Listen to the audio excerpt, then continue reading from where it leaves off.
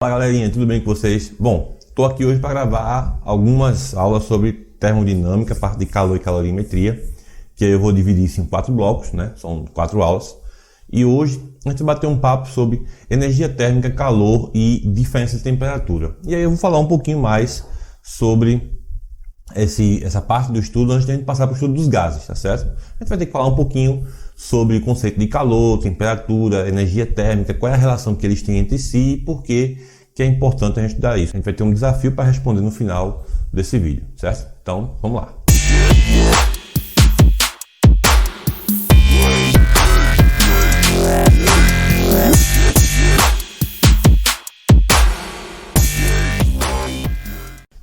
Quando a gente fala em energia térmica, a gente associa energia térmica muitas vezes com o calor, certo? Só que são duas energias diferentes. Energia térmica é a energia contida no corpo. Ela também é chamada de energia interna que esse corpo possui. Então, a energia térmica e a energia interna, elas muitas vezes são sinônimos. Por definição, ela pode ser entendida como uma energia contida dentro do corpo e está diretamente associada com o grau de agitação dele, certo? Então, por exemplo, todo o corpo, todo o material, ele tem a sua quantidade de calor que faz com que suas partículas se agitem mais ou menos, certo? Então, aí nós temos, por exemplo, um copo d'água a temperatura ambiente, a gente não pode dizer que ele não tem calor, ele tem o seu calor interno, e esse calor interno permite que a água esteja no estado líquido a 25 graus.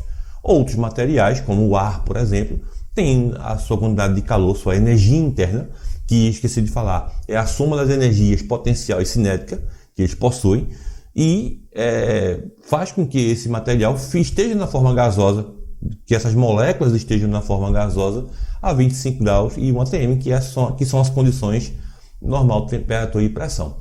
Bem, com isso a gente entende, todo o corpo tem energia interna, sim. Todo o corpo tem calor? Tem, mas a gente precisa lembrar que calor ele é entendido como a energia que está transitando de um corpo para outro. Então, como eu acabei de mostrar, energia interna é uma coisa, é a energia que o corpo guarda, ela é a soma das energias cinéticas e potenciais. Mas já o calor, a gente pode entender como a energia que está em trânsito, ou seja, ela está migrando de um corpo para outro. Se você observar essa animação, você vai ver dois blocos, onde estou representando o bloco vermelho, o bloco de cor alaranjada, como o corpo de temperatura maior, e o bloco azul como o corpo de temperatura menor. Por que isso, Bruno? Porque na transferência de calor, nós sempre teremos a transferência dele do corpo mais quente para o corpo mais frio. Então, o que significa dizer que, além de não ter transferência de calor no sentido contrário, ou seja, do corpo mais frio para o corpo mais quente, eu vou ter esse fluxo de calor passando sempre de um lado para outro. Ou seja, obviamente, eu preciso de dois corpos materiais, um que vai emitir esse calor e o outro que irá receber esse calor. Bruno, é necessário que os corpos estejam em contato? Não, a gente vai ver daqui a pouco em propagação do calor, que eu só preciso dos corpos para um que tenha maior temperatura, que é, ou seja, o emissor, né, aquele que vai ceder o calor, e o outro com menor temperatura, com menor grau de agitação, que vai receber essa energia. Vimos aqui que o calor é a transferência de energia entre corpos, de maior temperatura para menor temperatura. Certo aí, pessoal? Bom, continuando aqui, vamos relacionar um pouquinho. Por que eu coloquei calor e potência? Porque quando a gente for estudar calorimetria, a gente vai precisar entender em quanto tempo ele é transferido também. Então a gente vai precisar também estudar em quanto tempo esse calor ele é transferido entre esses corpos. E quando se relaciona calor e quantidade de tempo, nós chamamos de potência. E potência ela é medida em watt, que significa um joule a cada 1 segundo. Então, todas as vezes que eu relacionar quantidade de calor Q com a variação de tempo, então vamos até escrever aqui na tela, se você observar direitinho, como eu acabei de falar, a gente pode dizer que a potência ela é igual à quantidade de calor sobre a variação de tempo, certo? Tanto que a quantidade de calor aqui ela é medida em joule e o tempo medido em segundo. Mas que como foi um cientista que descobriu, atribuiu seu nome dele, watt, tá certo? Então a gente vai estudar isso agora, vamos observar um pouquinho, por exemplo, quando nós temos um fogão. Se você não tem um fogão desse tipo na sua casa, não tem problema. Esse é aquele tipo de fogão que a gente bota em cima da pedra de mármore, bota naqueles balcões planejados, mas pode ser para qualquer fogão. Note que aqui você está podendo perceber que eu tenho 4 bocas de fogão de tamanhos diferentes, certo? Você tem 4 bocas de fogão aqui com tamanhos diferentes. Bruno, isso interfere em alguma coisa? Sim, porque você está na verdade vendo aí queimadores diferentes que liberam quantidades de gás na queima, né? Gás diferente, queimam de maneira diferente e fornecem calor de maneira diferente. Logicamente, se você observar aqui, eu vou chamar de 1 é o menorzinho, esse 2 é o maiorzinho aqui, esse 3 seria o terceiro maior e esse 4 seria o maior de todos, não é isso?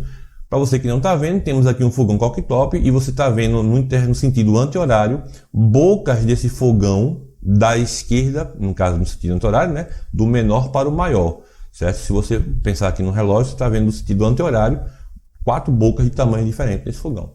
Bem, Bruno, isso aí significa o quê? Se você se lembrar direitinho, se na sua casa tiver esse tipo de equipamento, você vai ver que ele tem uma boca maior, que geralmente se usa quando se quer aquecer uma maior quantidade de comida, maior quantidade de alimento, você quer ferver uma grande quantidade de água para preparar um alimento. Então esse fogão ele fornece mais energia. Por que isso, Bruno? Porque ele está queimando mais gás. Então se ele queima mais gás, ele fornece mais calor. Beleza? Um fogão de boca menor é aquele que você prepara um alimento também numa panela menor. Por exemplo, você quer fritar um ovo. Quer fritar um ovo só para você, por exemplo. Então você vai colocar ali numa frigideira pequena. Não precisa colocar na boca maior do fogão, nessa boca gigante aqui, que tem, por exemplo, aqui 2 queimadores. Você pode colocar nesse pequenininho, no primeiro da direita. Porque a quantidade de calor que ele vai ser suficiente. Então tá certo aí, pessoal. Calor e potência é a relação entre a quantidade de calor pela quantidade de tempo que eu forneço, beleza? Então, outros equipamentos, não vou dizer, pensa aí, quais outros equipamentos na minha casa funcionam com calor e que se aquecem ou resfriam em menor quantidade de tempo? Bota no comentário do vídeo, porque isso aí vira atividade pra gente, né? Vamos uma atividade, vamos colocar movimentação nessas perguntas e aprender também a colaborar, beleza? Propagação do calor. Como a gente entende, a forma como essa energia que eu disse que é em trânsito, né? A energia se movendo entre corpos, se movimenta. Ou seja, como é que essa energia se movimenta entre os corpos? Então, por exemplo, existem 3 formas de propagação. A condução, que você observa aqui, que é, por exemplo, a pessoa pegando e observe que essa corzinha vermelha aqui, ó, que você está vendo, é porque o calor está passando do corpo da panela para o cabo. Essa pessoa vai se queimar. Então, condução é quando o calor é transferido por contato entre os 2 corpos. Então, eu também posso ter a convecção. A convecção, que é a forma 2, você está vendo aqui, ó. Observe que aqui eu tenho uma região com água mais aquecida e uma região com água um pouco mais fria. Não quer dizer que ela esteja fria, está um pouco mais fria. E isso acontece porque a densidade dos líquidos quentes e frios são diferentes. Os líquidos quentes são mais leves, os frios são mais pesados. Assim como o ar frio também é mais pesado do que o mais quente. E aí ocorre esse movimento, essa movimentação aqui, ó, empurrando o líquido frio para baixo e o líquido quente para cima. Então fica sem essa movimentação, que é o que provoca a fervura, aquela ebulição do líquido, por exemplo, acontece muito isso. E o terceiro é a radiação ou irradiação do calor. Eu gostei muito dessa figura aqui que eu filei de um site aí educacional. Tá aqui a referência dele embaixo. E aí ele mostra as 3 situações numa imagem só. Vê que legal.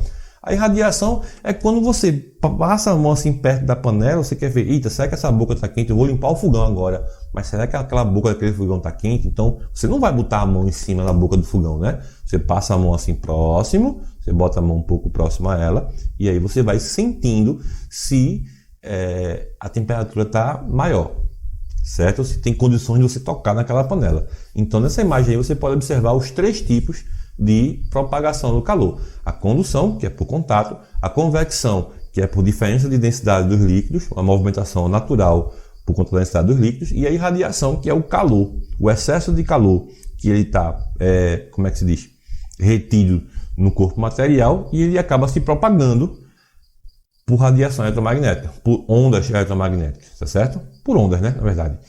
Porque não precisa, lembrando que ondas magnéticas não precisam de corpos materiais e as ondas mecânicas precisam de corpos materiais. O som, por exemplo, eu preciso do ar para propagar. A luz não. É um exemplo. Beleza, pessoal? Bruno, tu já falou sobre energia térmica ou energia interna, que é a energia cinética de potencial somada que os corpos têm dentro dele. Você já falou, eu já falei também sobre o calor, que é a energia em trânsito, certo? E também falei sobre propagação do calor. Mas a temperatura, a gente sabe que calor está associado com temperatura. Como é que a gente consegue associar esses dois? Bem simples. Lembre-se que todo o corpo que recebe calor, olha a construção. Todo corpo que recebe calor, esse corpo tem as suas moléculas mais agitadas, ou seja, recebeu calor, eu vou começar a promover a agitação das moléculas. Essa agitação das moléculas vai fazer com que elas comecem a colidir entre si e agitar ligações. Essa energia fornecida, quando agita, vai promover o aumento da temperatura. Ou seja, por exemplo, Bruno, o que a gente usa para medir temperatura? Aqui, por exemplo, eu estou usando aquele termômetro de medir Covid, que é aquele que você bota assim na testa da pessoa e aí você consegue perceber qual a temperatura dela, certo? Mas pode ser um termômetro de sovaco, por exemplo, aquele termômetro que você coloca embaixo do braço. O calor do seu corpo é transferido para o líquido dentro do termômetro, o termômetro ativa, o líquido dilata nesse tubo. Ah, mas meu termômetro é eletrônico. Não tem problema. É um termopar, ou seja, um mecanismo elétrico, duas lâminas que, quando entra em contato, esse termopar envia um sinal elétrico e esse sinal elétrico é convertido em temperatura. Muito simples. Logicamente que a corrente que é produzida pela dilatação do termopar, ela é proporcional à temperatura. Quanto mais temperatura eu forneço, mais sinal ele fornece para o mecanismo e maior temperatura eu terei no meu termômetro. É bem simples, né? Então não tem dificuldade nenhuma. Então, Bruno, diferença de temperatura para eu entender de vez. Simplesmente, corpos mais agitados, eu vou ter elevação de temperatura. Corpos menos agitados, ou seja, no frio, eu terei menor temperatura. Eu posso ter também redução de temperatura. Temperatura em Celsius também pode ser negativa, beleza? Eu posso, por exemplo, uma bacia com água, uma cumbuca com água dentro da geladeira, e aí eu saber que aquela água está a 25 graus, por exemplo, e quando eu tirar, está lá com a pedra de gelo, a barra de gelo a menos 5 graus, por exemplo, menos 5 graus Celsius. Temperatura, você sabe que a gente pode medir ela em Kelvin, em Celsius e em Fahrenheit. Fahrenheit é pouco usado, vamos se prender mais no Celsius e no Kelvin, que é a temperatura científica. Certo, pessoal? Então, diferença de temperatura basicamente é isso. Na verdade, a expressão do grau de agitação. É a forma de compreender a transferência de calor e essa diferença provoca alteração no grau de agitação das partículas. Certo, pessoal? Bem, com isso a gente fica com os desafios. Por que uma geladeira, as camadas de ar próximas do congelador, após entrar em contato com ele,